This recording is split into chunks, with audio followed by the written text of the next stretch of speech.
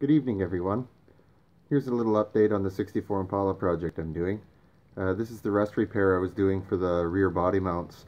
I have to obviously have the gas tank removed so I don't have a fire hazard, and I'd like to remove the rear end and make my life a little bit easier, but I have access.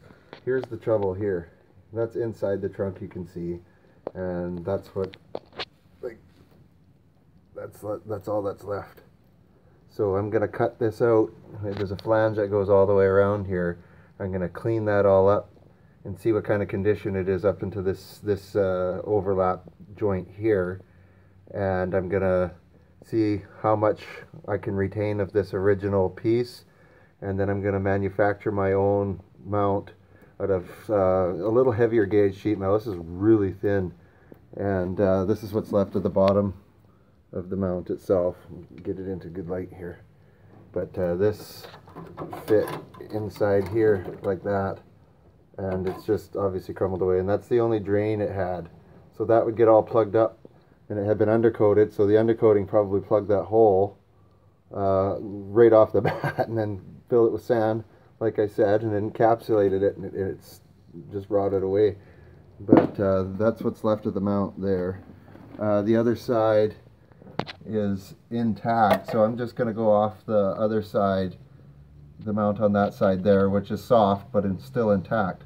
This one's a little bit different because the filler tube goes through that cavity there and then into the fuel tank, but other than that the structure for the body mount's the same, so we're going to roll with it. I'm going to get up into the trunk and I'll show you what it looks like from that side. Just bear with me here. And here this is. So that's what's left down there, and that's what the inner structure, you see the little bit of the box section in there still, but it's just eaten away.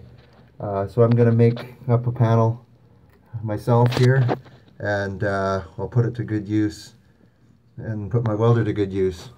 But anyway, yeah, I'm going to clean all this up, and all in this area here, make sure it's all free of rust and corrosion, and go as far as here, and I'll put a rust preventative product, seam seal it, and weld through prime, and put a patch panel in there.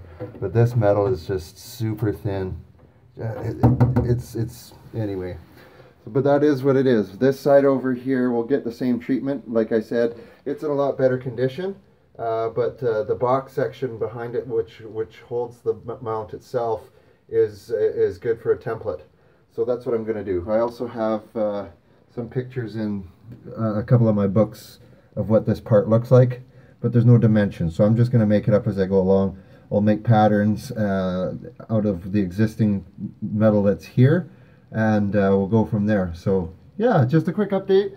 I figured you'd want to have a look at it, but again, the rest of the trunk is absolutely awesome. There's nothing wrong with it at all. There's no rust anywhere. The paper tags are still on the wiring harness and the your jacking instructions. This is a Canadian made car, so a little bit different than an American car. But other than that, I'm happy, and we're going to keep moving forward here, and we'll keep going on. Thank you very much for watching. We'll talk to you later. Bye-bye.